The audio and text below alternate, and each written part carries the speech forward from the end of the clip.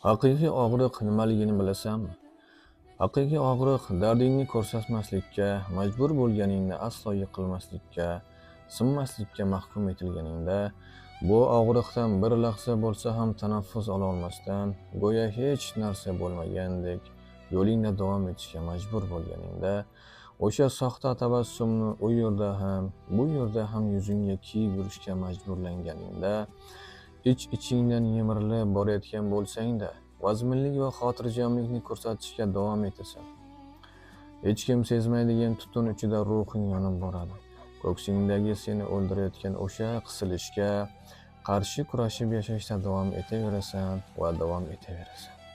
Lekin bu davom etish qachongacha?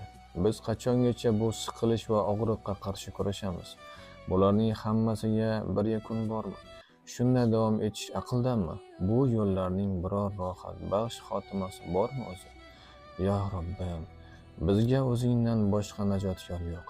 Zero og'riq juda ulkan va chidab bo'lmas darajaga yetdi.